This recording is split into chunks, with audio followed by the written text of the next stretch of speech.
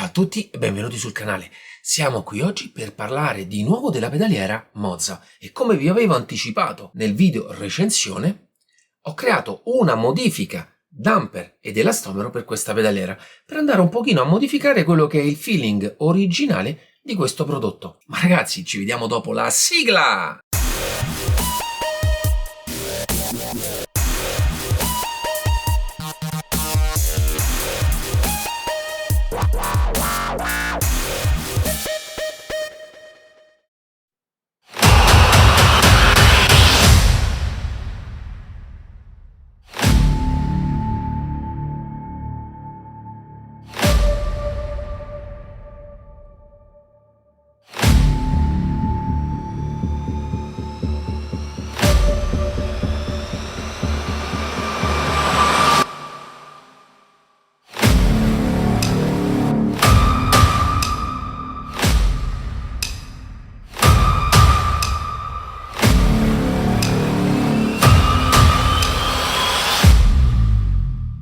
Ciao ragazzi, come vi ho detto, siamo qui oggi per parlare della modifica damper ed elastomero per questo pedale. Come al solito cerco di non dilungarmi troppo su quelle che sono le mie modifiche, ormai spero che chi mi segua le conosca già un bel po', cercherò però di mandarvi dei video per farvi vedere come va a lavorare questa modifica. Ogni volta io dico sempre, non vado a creare, a migliorare nessun prodotto, vado soltanto a creargli un feeling diverso.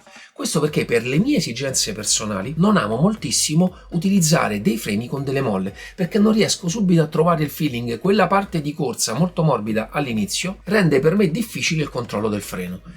La pedaliera di base utilizza questo genere di molla qui, che in questo caso io sono andato a sostituire con un elastomero. Ragazzi, vedete, in realtà con le mani neanche riesco a comprimerlo, fatto così. Però non sono riuscito ad indurire anche soltanto con quell'elastomero fino a quanto avrei voluto. E allora ho creato un piccolo stratagemma con questo cerchietto sempre in plastica montato intorno all'elastomero, in questo modo qui.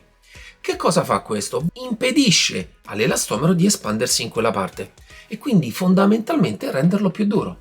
È una cosa che si può aggiungere o togliere naturalmente a discrezione di chi utilizza il pedale, perché senza l'ausilio di questo anello il pedale sarà più morbido. Con l'utilizzo di questo anello il pedale si indurirà e già qui riesco a trovare un feeling più piacevole per i miei gusti. Riesco di più a trovare il giusto punto di frenata sia nella prima parte che nella parte finale secondo i miei personali gusti. E in realtà è da qui che nascono poi tutte le mie modifiche. Quindi partendo da questo punto sono andato poi a creare un sistema damper che va a integrarsi molto semplicemente con il pedale, che aggiunge, oltre a un effetto molto più presente sotto il piede, anche un effetto idraulico e quindi una sensazione un pochino quella che io chiamo naturale. Naturalmente cercherò di mandarvi dei video per farvi vedere meglio come funziona, ma la cosa importante fondamentalmente è che tutto è integrato perfettamente con quello che è il sistema Moza. In realtà, se vogliamo andare a vedere, l'unico inconveniente che ho trovato, ma naturalmente facilmente risolvibile, è il fatto che trovare i giusti momenti per andare a montare e smontare il tutto, perché viene un pochino coperto dalla parte del damper il foro di fissaggio nella parte dietro, ma in realtà si riesce comunque a fissare, è tutto abbastanza semplice, non ci sono particolari problemi. Però mi sembra, come anche quando faccio le recensioni, mi sembra giusto far notare anche quelle che sono magari delle piccole accortezze che uno deve avere in fase di montaggio. Naturalmente la recensione del pedale l'ho fatta già, chi se la fosse persa metterò naturalmente i link in descrizione.